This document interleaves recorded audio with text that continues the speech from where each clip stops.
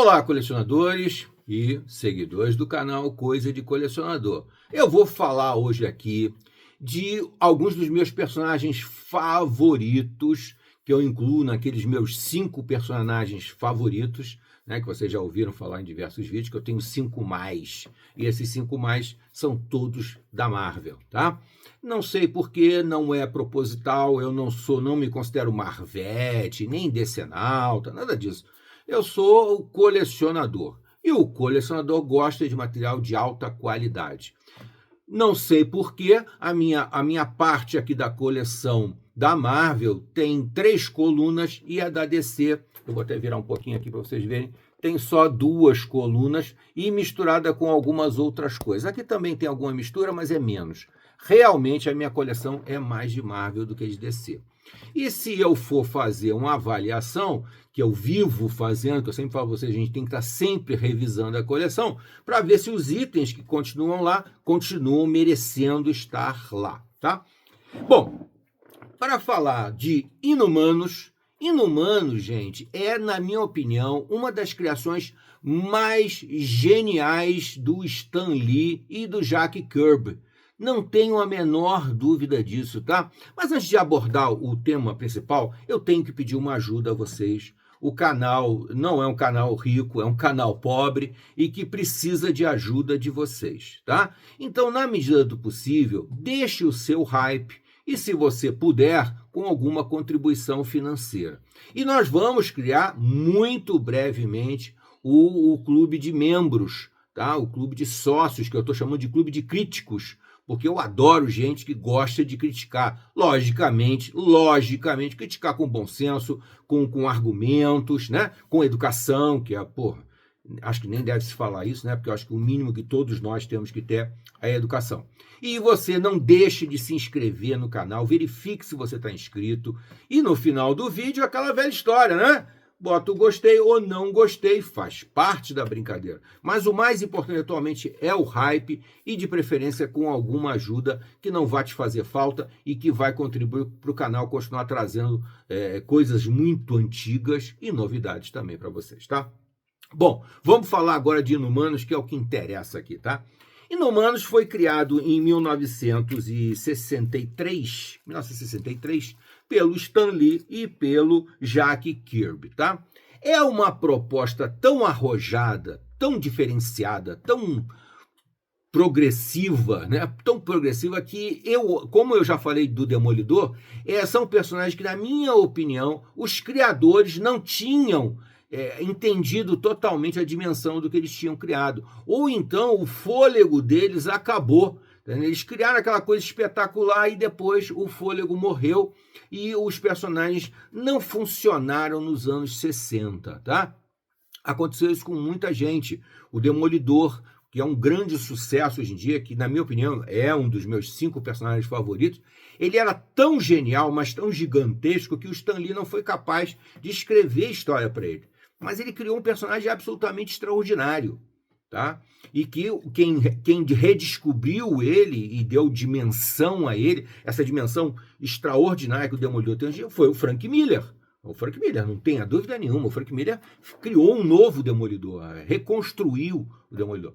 Mas os Inumanos não tiveram essa sorte, Os Inumanos têm bons momentos, mas eu enxergo um potencial enorme naquela criação.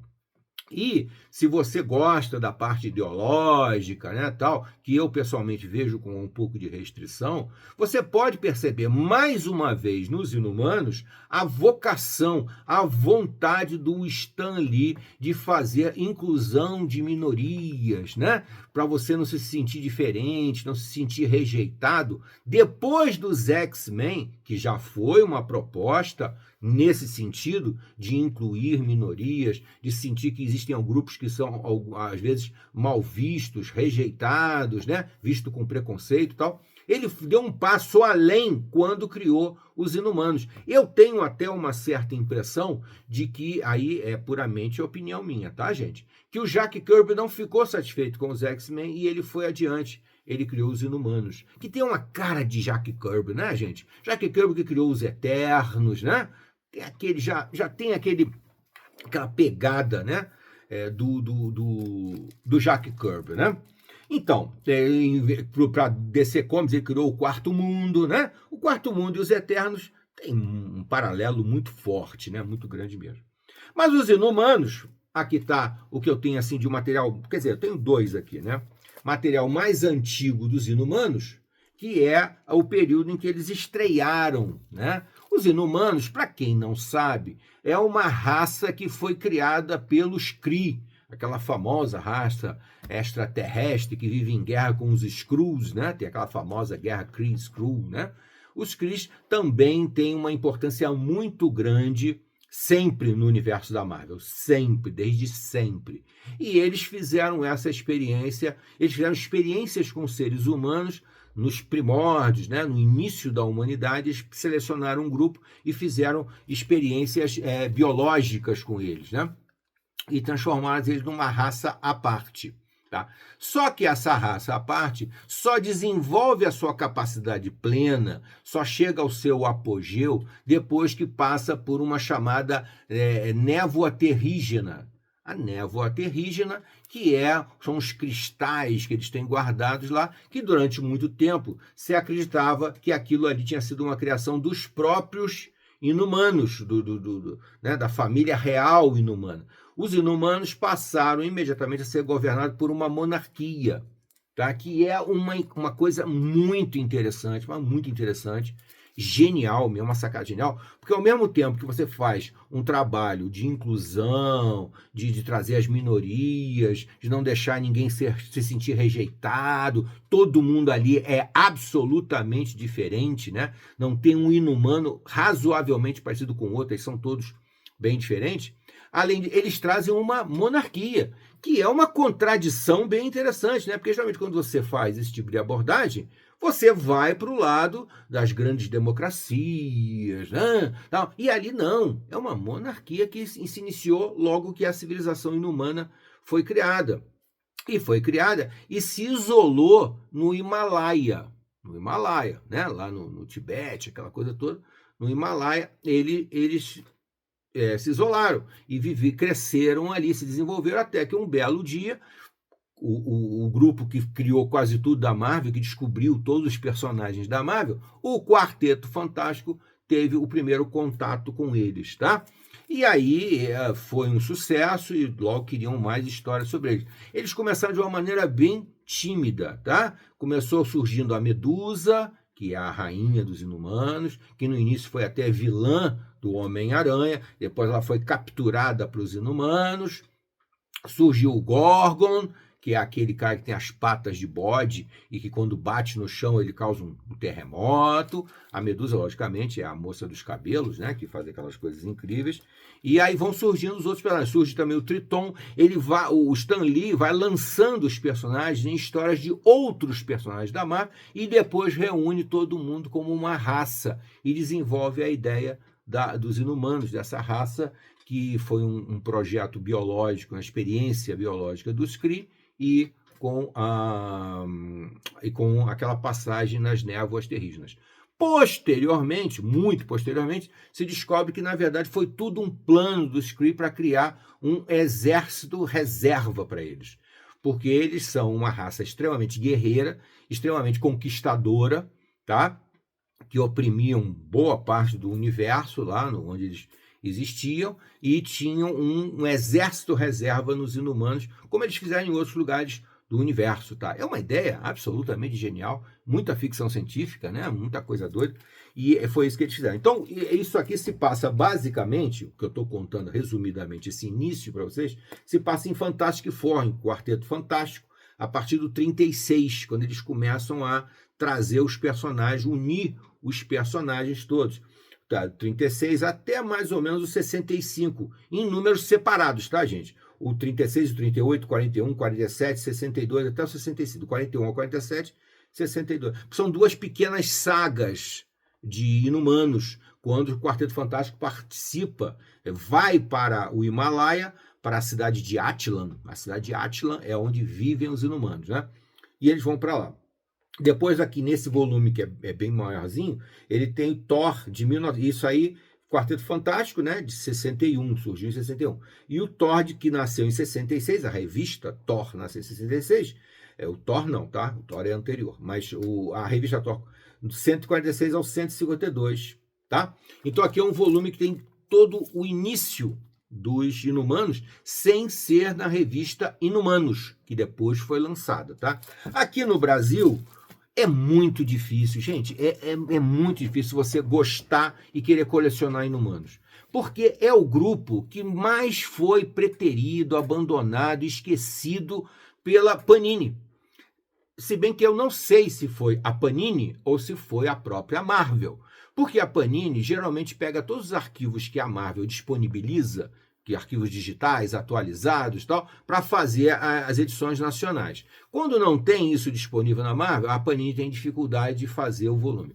Inumanos, eu tenho a impressão de que isso existe, tá? Por quê? Porque tem saído lá fora coisas de Inumanos em volumes de luxo, coisas bacanas. Mas aqui no Brasil a coisa não vai para frente. Nem na coleção histórica Marvel, ou sei lá, que já está na terceira coleção, teve a biblioteca histórica, teve a coleção histórica, volume, capa dura, capa cartão, tem um monte de... Mas os Inumanos são sempre deixados de lado.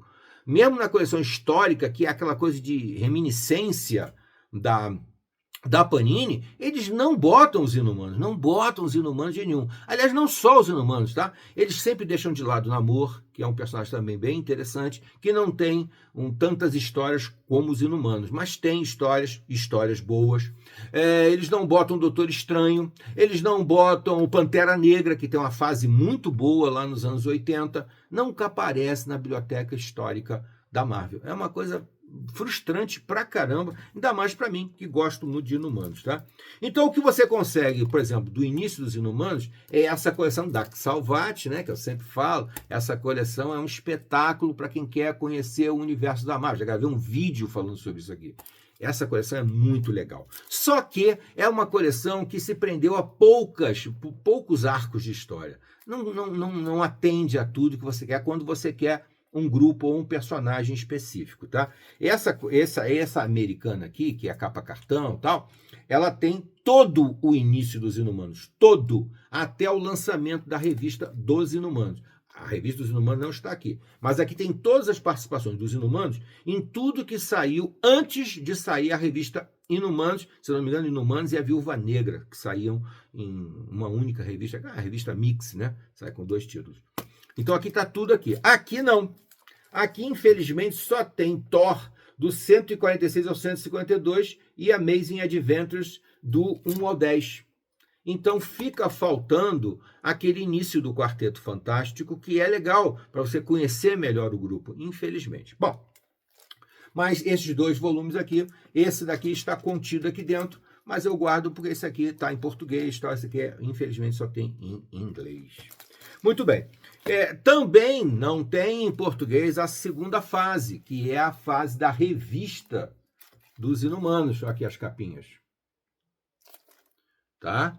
A revista dos Inumanos só consegui nessa edição americana aqui, que é o Master... É a origem da Biblioteca Histórica Marvel no Brasil. Lá nos Estados Unidos se chamava Marvel Masterworks, The Inhumans Volume 2. Porque existe o volume 1, que eu consegui só... Esse aqui é o volume 1, que eu consegui só em capa cartão. Esse aqui eu consegui em capa dura, que é bem legal, que é a revista dos Inumanos.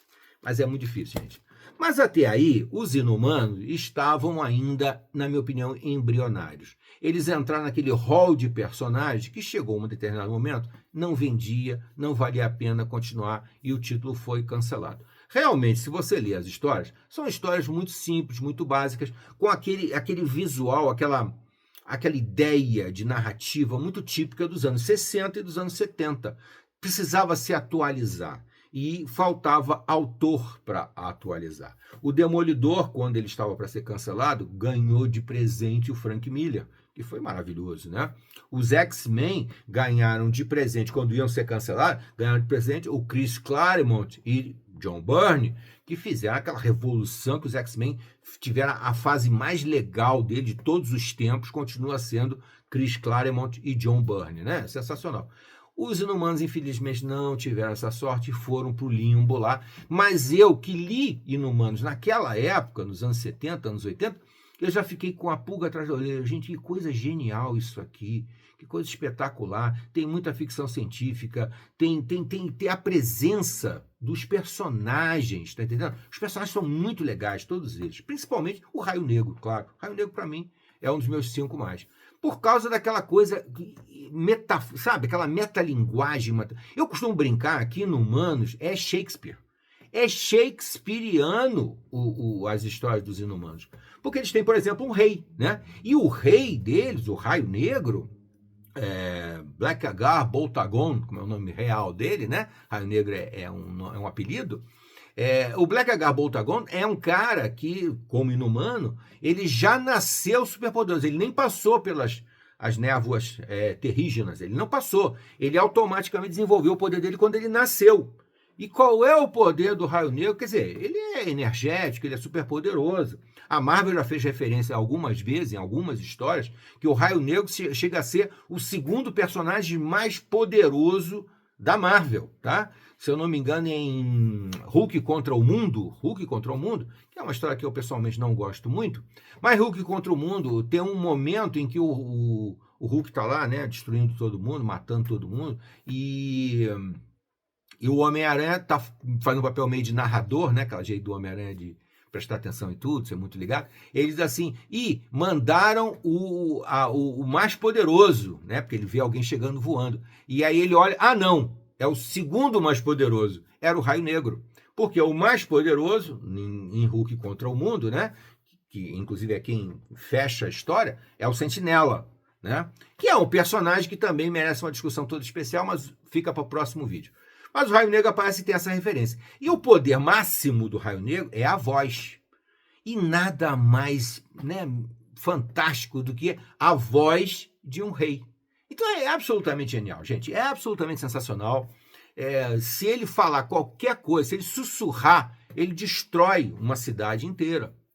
E, de certa forma, os governantes, né, principalmente os reis, os ditadores, ele tem um poder mais ou menos, né, semelhante. Né? Maravilhoso, sensacional.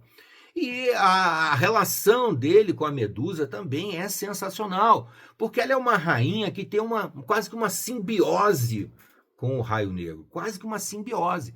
Ele não precisa falar para ela saber o que ela tem que dizer. Olha que linguagem figurada maravilhosa. A rainha que traduz a voz do rei. Isso é sensacional, é absolutamente incrível, é bom demais. Né? Infelizmente foi muito pouco bem utilizado, né? Mas eu vou chegar lá. Aí, muito bem, além deles, desse casal principal, que já bastaria, na minha opinião, ainda tem os outros, que não chamo nem chamar de elenco de apoio, são muito bons. É o guerreiro mor deles, que é o Gorgon, que é aquele cara que tem as patas de bode, né? E quando bate com a pata no chão, ele causa um tremor de terra, que, né, destrói muita coisa e tal. Ótimo. Outro personagem sensacional é o Karnak. O Karnak que tem um cabeção, né? Como se fosse um cara mega inteligente assim, magrinho e tal, mas ele tem uma capacidade de encontrar o ponto fraco de qualquer coisa. E quando ele bate naquele ponto fraco, ele acaba com a situação. Ele destrói o material, ele derrota alguém. É incrível, é muito legal. Tem até uma minissérie do Karnak que é muito boa também. Um personagem absolutamente sensacional. Tá? Um personagem que tem um pouco do estoicismo que o Raio Negro tem, né? Porque o Raio Negro, por conta da voz dele, ele não pode falar nunca. Se ele falar qualquer coisa, se ele suspirar, ele destrói as coisas. Então, ele tem que se tornar um personagem extremamente controlado. Olha, mais uma figuração maravilhosa. Os governantes precisam ser extremamente controlados. Se abrirem a boca sem pensar, vão falar bobagem e vão estragar, às vezes, toda uma civilização, matar um bando de gente. É absolutamente sensacional. É absolutamente genial.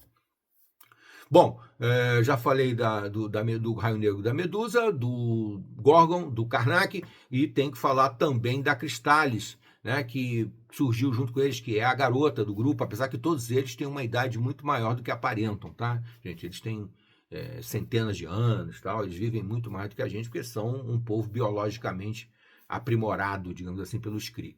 E aí vem a Cristális, que domina os elementos, né? Que é uma ideia também muito legal e também muito mal explorada, tá? E que tem outra coisa que Inumanos tem, drama. Tem muito drama. Por isso que eu digo, é shakespeariano, gente. É shakespeariano. As crises de relacionamento entre o Raio Negro e a Medusa já várias vezes proporcionaram histórias maravilhosas. Quando a Medusa ficou grávida, histórias maravilhosas que a Panini não publica no Brasil. Eu chego a pensar que existe um preconceito, existe uma má vontade com o material dos Inumanos, que não é muito, mas que tem coisas muito boas mesmo, tá? Bom, aí, dando continuidade, bom, também tem, logicamente, o Dentinho, que no Brasil ficou conhecido como Dentinho, é o cachorro deles, que é tipo um bulldog, só que é um bulldog gigante, um bulldog com 2 metros ou mais de 2 metros de tamanho, ele é gigante e tem a capacidade de teleporte. Então ele se teleporta para onde ele quiser e é também um personagem muito interessante que traz um certo humor para a série também, que é bem legal. Ah, esqueci de falar do Triton. O Triton é o anfíbio, é o cara que pode viver na água e pode viver na terra sob certas circunstâncias, por pouco tempo. Ele não pode ficar muito tempo fora da água, não. Ele tem que voltar para a água. Tá? Mas é de todo o grupo o que é menos explorado, que precisava de mais trabalho aí para desenvolver um personagem bem legal. Mas ele ficou meio que na sombra, né, do Namor e de outros personagens aquáticos, então o Triton ficou meio que na sombra dos Inumanos. Muito bem, e passou-se o tempo, os Inumanos acabaram sendo cancelados no finalzinho dos anos 70, infelizmente, e ficaram no limbo.